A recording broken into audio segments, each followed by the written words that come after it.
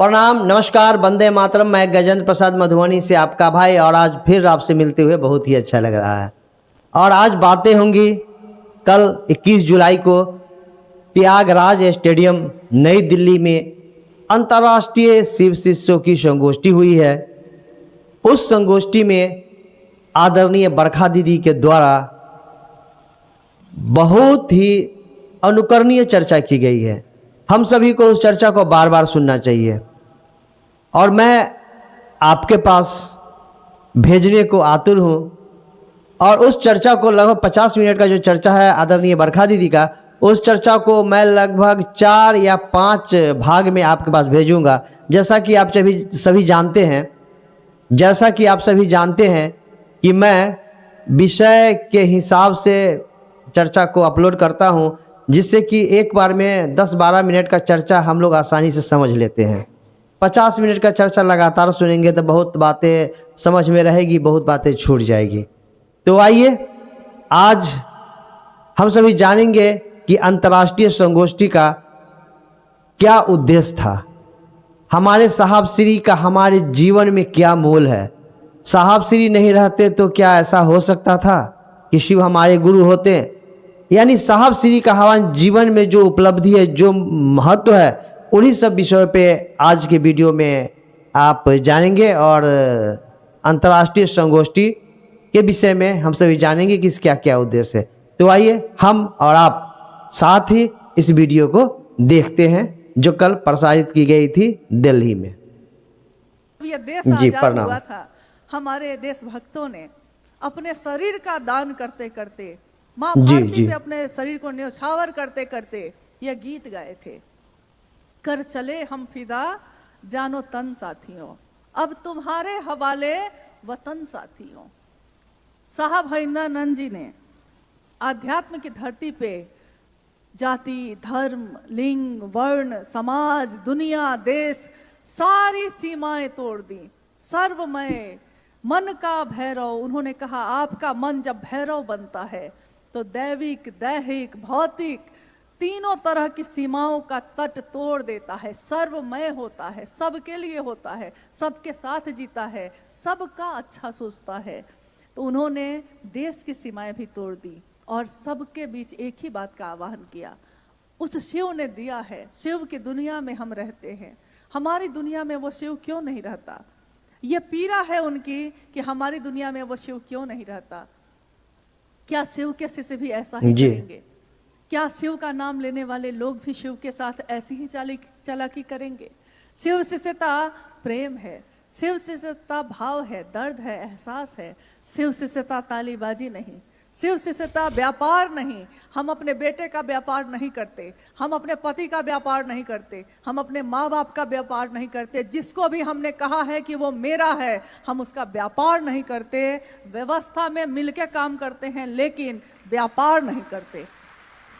और जितना भर आपने साहब और दीदी का सानिध्य प्राप्त किया है, माँ नीलमानंद जी के साथ इस लौकिक जीवन में 3 वर्षों तक ही मैं रह सकी, लेकिन उनके उन 3 वर्षों में मैंने जो उनको जाना, जितना भर जाना, क्योंकि वो भगवती स्वरूपा, उनको मैं कितना जान सकूंगी? कोई उनके पास रह के भी उनकी शक्ति का क्या आकलन करेगा? जान न सका। लेकिन जितना भर जाना, ममता की मूर्ति क्या होती है, ये बनती है। जब ये मूर्ति बनती है तो उसका चेहरा होता है नीलमानंद की तरह, राजमणि नीलमानंद की तरह। ये पोषित करने वाली माँ शिव शिष्यों को, शिव शिष्य एक परिवार है, शिव शिष्य परिवार, इस परिवार के हर सदस्य का पोषण देने वाली वो माँ, उसने अपना सर्वस्व न्यौछावर किया। साहब हरिंद्रानंद जी ने अपने लौकिक कामनाओं की, अपने आकांक्षाओं की, अपने जीवन की छोटी छोटी खुशियों को न्यौछावर कर दिया अपने महादेव के। क्या उनका एक छोटा सा परिवार नहीं था? क्या उनके बच्चे नहीं थे? क्या उनकी पत्नी, उनके माँ बाप नहीं थे? थे। लेकिन उन्होंने कहा कि मैंने शिव के लिए किसी से समझौता नहीं किया, मैंने शिव के लिए सबसे ज़्यादा शिव को चाहा, इतना चाहा, इतना चाहा कि सारे रिश्ते हल्के हो गए। और इतना चाहने के बाद उन्होंने कहा कि कर चले हम फिदा, हमारी सांसों में आज है वो, हमारी बातों में है। शिव की कि बात जहां भी चलेगी, बड़ी सुंदर पंक्ति है गीत की, हुस्न की बात चलेगी तो सब तेरा नाम लेंगे। शिव शिष्यता की बात चलेगी, हजारों साल बाद भी चलेगी, तो किसका नाम लेगा लोग? उन्हीं का, उन्हीं साहब हरिंद्रानंद जी का। तो उन्होंने न्योछावर किया और कहा कि शिव शिष्यता में कोई वरीय नहीं होगा, कोई श्रेष्ठ नहीं होगा, कोई अगुआ नहीं होगा, कोई मार्गदर्शक नहीं होगा। कौन होगा? एकमात्र हमारे गुरु शिव हैं, जो अगुआ भी होंगे, गुरु भी है, ईश्वर भी है, मार्गदर्शक भी है, सब कुछ है, सब कुछ वो शिव स्वयं है। ज्ञान देने के कारण तू शंकर है, संभवे गुरुवे नमः। इन सारी पंक्तियों से तो ये दुनिया प्रदीप्त थी, लेकिन हमारे दिलों में ये नहीं धड़का था। तो भक्ति का चरमोत्कर्ष, यानी सब कुछ न्योछावर करके लिए शिव को चाहना, उसका नाम जिस दिन इतिहास में आएगा तो वो नाम आएगा कि अगर भक्ति भी गहरी होती है तो क्या बन के उभरती है? तो वो शिव शिष्य हरिंद्रानंद बन के उभरती है, क्योंकि उसी का दर्शन किया हम लोगों ने। अब इस संगोष्ठी का, जैसा कि आप जानते हैं, चूंकि भारत के विभिन्न राज्यों के गुरु भाई गुरु बहन इसमें शामिल हैं, नेपाल के भी गुरु भाई गुरु बहन शामिल हैं, और ये दोनों देश हिले मिले हैं, मित्र हैं, एक दूसरे के यहाँ ऐसे आते जाते रह जाते हैं। तो मिलके ही हमने हमेशा महादेव का काम जगत स्तर पे किया है। दोनों देशों के रहने वाले लोग भारत के अलावा, नेपाल के अलावा विश्व के अनेक देशों में रहते हैं, और सबके द्वारा महादेव का काम लगातार चल रहा है, हो रहा है। इस संगोष्ठी का एकमात्र उद्देश्य है कि जो साहब हरिंद्रानंद जी ने चाहा, जो उन्होंने चाहा है, जैसा चाहा है, हम सभी मिलके चले। अब हमारे पास दो रास्ते हैं। एक रास्ता ये है कि हम सब मिलके एक दूसरे का पैर खींचें, हम सब मिलके एक दूसरे का रास्ता रोकें, चलने नहीं दें किसी को, ना खुद चले ना किसी को चलने दे। ये एक रास्ता है जो ज्यादातर सामान्य लोग करते हैं। और दूसरा रास्ता है कि हम सब मिलकर एक दूसरे की इतनी मदद करें कि चाहे जो आगे बढ़ के चले उसकी मदद कर दे, ताकि वो और आगे चले और आगे चले और आगे चले, और जगत गुरु शिव की शिष्यता जगत के एक एक व्यक्ति के दिल में गूंजे, सचमुच में, यथार्थ में, बोली में नहीं, भाषण में नहीं, सचमुच में हो। अब आप लोगों से पूछना है क्या करना है? जीवन एक ही मिला है, ये आगे पता नहीं क्या होगा। इस पार प्रिय मैं हूं तुम हो, उस पार न जाने क्या होगा। तो इस पार प्रिय जो मैं हूं और तुम हो, और इस पार जो भगवान शिव की शिष्यता मिली है, इस पार जो हमने साहब और दीदी का दर्शन किया है, ये दुनिया तो बड़ी खूबसूरत है, उधर का नहीं मालूम कैसा होगा। तो इस दुनिया में हम सब मिलकर क्या करेंगे? क्योंकि ये बहुत बड़ा मुद्दा है आज। सब मिलके क्या करने वाले हैं? हम सबका संकल्प क्या होगा? ऋग्वेद पहला वेद है धरती का। ऋग्वेद की अंतिम ऋचा यह कहती है, हमारी सभा एक हो, हमारे हृदय में जो भाव संचरित होते हैं वो एक हो, हमारी सोच एक हो, हमारी बोली एक हो। हम लोग जितने लोग यहाँ बैठे हैं, या वो सारे लोग जो आज सुन रहे होंगे, क्या किसी ने भी साहब हरिंद्रानंद जी की बातों को छोड़कर दूसरी बात को दोहराया है कभी? शिव जगत के गुरु हैं, मेरे हैं, आपके हो सकते हैं। यह किसने कहा? उन्होंने कहा।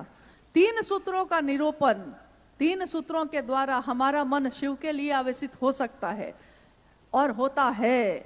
यह किसने कहा? उन्होंने कहा कि अगर ये 3 सूत्र करते करते हमारा मन शिष्य भाव से भर जाए तो उसके बाद ये 3 सूत्र करने की भी आवश्यकता नहीं होती, क्योंकि जब जो काम हो ही रहा है अनायास, तो उसके लिए अलग से प्रयास क्या करना।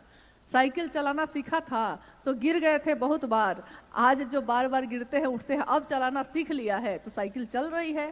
फोन पे बात करते करते साइकिल चल रही है, और एक दिन साइकिल चलाने के लिए बार बार गिरे थे।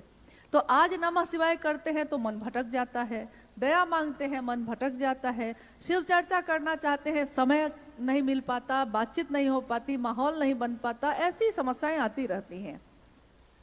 लेकिन अगर ये तीनों सूत्र नहीं होते तो हम लोग शिव से क्या करते। साहब हरिनानंद जी के जीवन में 3 सूत्र नहीं थे। उन्होंने क्या किया था, उन्होंने सिंहेश्वर मंदिर से में उस शिव से दया की याचना ही की थी। 3 सूत्र उनके जीवन में नहीं थे, लेकिन उन्होंने शिव से दया मांगी थी। बुढ़ऊ इज्जत रखी है और शिव ने उनकी इज्जत रखी। साहब ने शर्त बनाई, जैसे आप दिखते हैं, जो तस्वीरों में हैं या आदमी के भेष में आएंगे नहीं सीखूंगा, अब जो आप बताएंगे वही सीखूंगा। इन 3 सूत्रों को छोड़ के, ये 3 शर्तों को छोड़ के नमः शिवाय सा विधि उनके सांसों पे उतर गया। किसकी सांस पे उतरा ये शिव का प्राण मंत्र? आपसे जिज्ञासा है मेरी तरफ से कि किसकी सांसों पे मुजफ्फरपुर के तुर्की में उस आम के पेड़ के नीचे संध्या की बेला में बैठे, किसकी सांसों पे नमः हवा के साथ आया और शिवाय उतर गया? ये किसके साथ हुआ था? यानी शिव का प्राण मंत्र जिसकी सांसों पे उतर के चढ़ा है और उतरा है, वो सामान्य व्यक्ति तो नहीं होगा, सामान्य ऊर्जा वाला व्यक्ति तो वो नहीं होगा। जो शरीर से समझते हैं हम, वो ऊर्जा तो उसमें नहीं होगी। और जिसकी बात पे करोड़ों लोग एक हो जाते हैं, उस व्यक्ति को साधारण समझने की भूल तो हम लोग नहीं कर सकते। तो अभी आपने सुना दीदी बरखानंद का चर्चा, जो संगोष्ठी के उद्देश्य और साहब श्री के विषय में हम लोग को बता रही थी। मैं तो कहता हूं कि इसको एक बार और आप सुन लीजिए। बहुत ही प्रेरक और अनुकरणीय चर्चा है, हम सभी को बार बार सुनना चाहिए। कल मैं फिर आऊँगा, यानी इसकी अगली जो वीडियो की प्रस्तुति होगी उसमें आप जानेंगे दीदी बरखानंद से कि साहब श्री के पूजा घर में अलौकिक कुछ अलग प्रकार की घटना क्या क्या हुई। इस संबंध में अगली प्रस्तुति होगी, तो उसको भी देखना न भूलिएगा। और हाँ, इस वीडियो को शेयर कीजिए अधिक से अधिक लोगों तक, और जो सब्सक्राइब नहीं किए हैं कर दें। और मैं आपके बीच फिर आऊँगा, तब तक के लिए आप सभी को प्रणाम, नमस्कार, वंदे मातरम।